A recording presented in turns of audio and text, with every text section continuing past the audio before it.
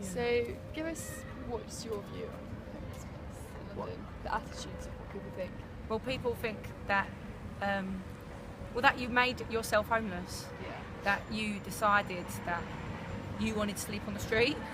But when I slept on the street, it's not because I decided I had nowhere to go. And then when you get put into a place, there's no move on. So you're just in this homeless place, and then there's nowhere for you to move on to other than going from one hostel to another hostel to another hostel. And then they tell you to get a job, but the rent is so expensive. It's no, but even at the hostel. So at the hostel, it's £240 a week, and you have to share facilities. You have to do all that stuff Per person? The service charge is like For- 100 and something pound a week. Wow. Yeah, so it's like most people when they work, they don't really make that much money. I couldn't even afford that. Exactly. So and it's a hostel. It's not even a flat. So you're in a hostel there, and your next door neighbour is screaming because what happens is people who are in the hostel are mentally ill, or they're cracking, or they're drug addicts. I'm a recovering drug addict myself, so I'm in a hostel full of people taking drugs and full of people who are mentally ill, and they should be in hospital and rehabs. You know, a hostel was first of all for people who couldn't live on their own, so they learn in a hostel. But you don't learn in a hostel anymore. That's just where you live. There's someone been in our hostel for 27 years.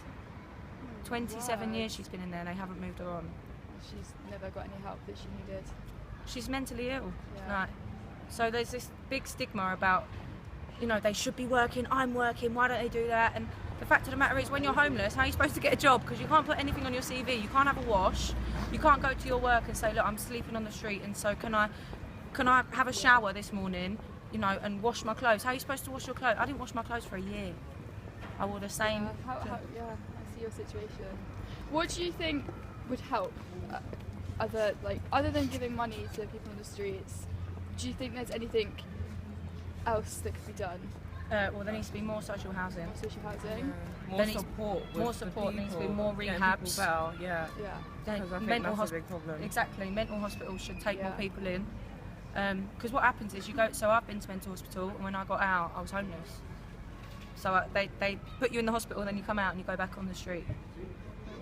Yeah, so there's nowhere to go after. Well, because you're stuck. It's this horrible cycle. Yeah. You can't get out of it unless you need a leg up. Unless you share a room with 5 people. And I think it's hard for youth as well, because I was homeless for nearly 5 years because of my age. You're so young.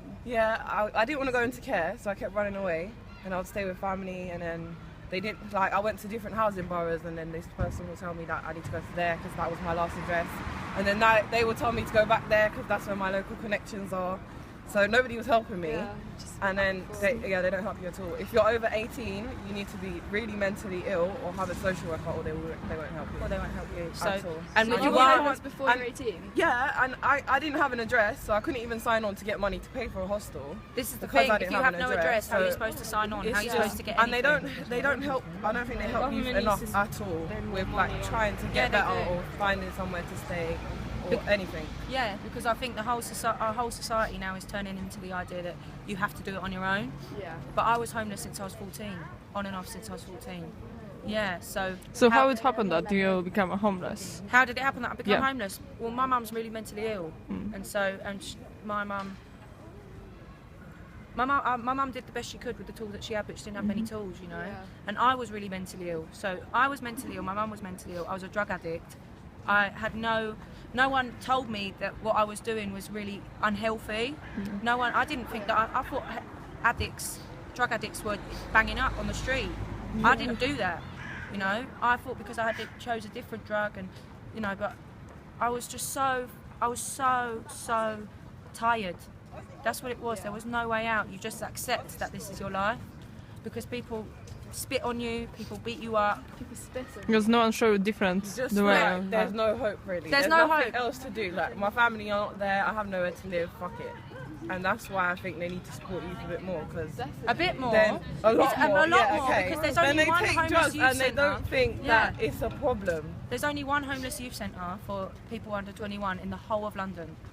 New Horizon? Yeah, New Horizon is the only one, and they're the only place that housed me as well. Yeah. After 5 years of being homeless. And then they put you in a hostel where you're bound to not you're move on around people, so and they don't help you. We live in the same hostel, and my someone died in her room from a heroin overdose.